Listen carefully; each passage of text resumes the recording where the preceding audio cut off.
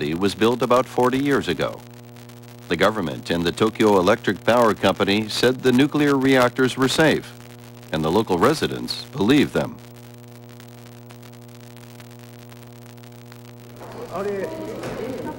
Many of these people now feel betrayed. The government told us the power plant was safe. If they told us there was a chance it would blow up one day, there's no way people would have chosen to live near one.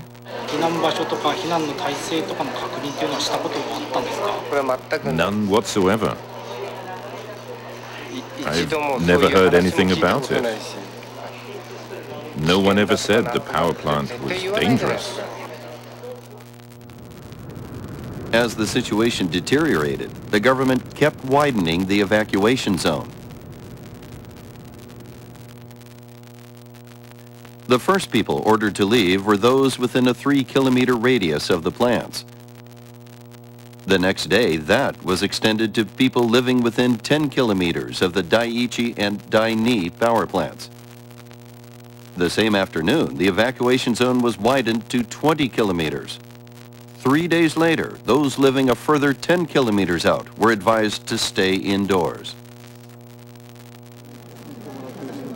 The result has been major confusion at the refugee shelters.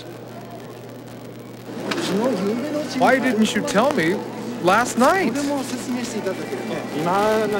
We just heard the news too. All of a sudden, they are told to move to another shelter.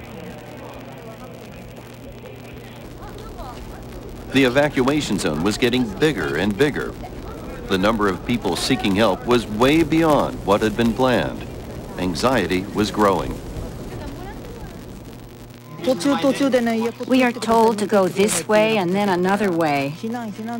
I've been bounced all over. I don't know where to go now.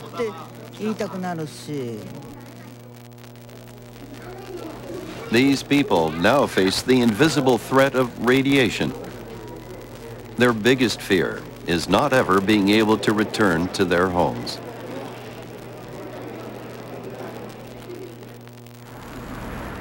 With so much uncertainty, many have decided to leave the area altogether. I don't know where we will go. We'll decide as we go along. Roads leading out of Fukushima have been clogged with traffic. And some of those staying behind would join them if they had a choice.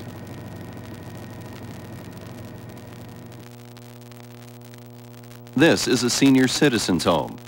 It's in the zone between 20 and 30 kilometers from the Daiichi plant, where residents are ordered to stay indoors. About 10 of the staff here have stayed behind to take care of the 130 elderly residents.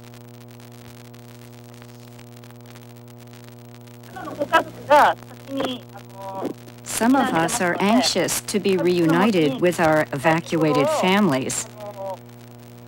But we can't leave the elderly people behind.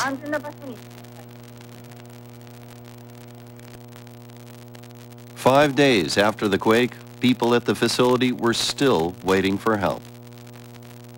Meals were cut back to 2 a day. Even so, supplies of food and water were running out.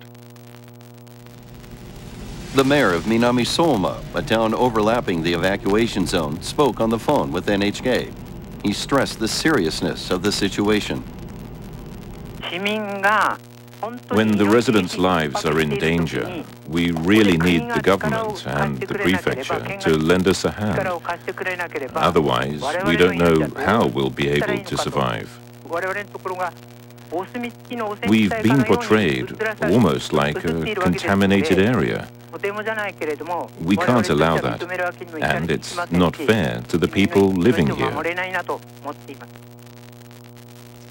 Over the past week, the government, Tokyo Electric Power Company staff, the self-defense forces, and firefighters have been doing all they can to cool the reactors, pumping in seawater, spraying from helicopters, and more recently, hosing from the ground. As for radiation levels, The World Health Organization in Geneva announced on March 18th that the amount reported outside of the evacuation zone set by the Japanese government is not harmful.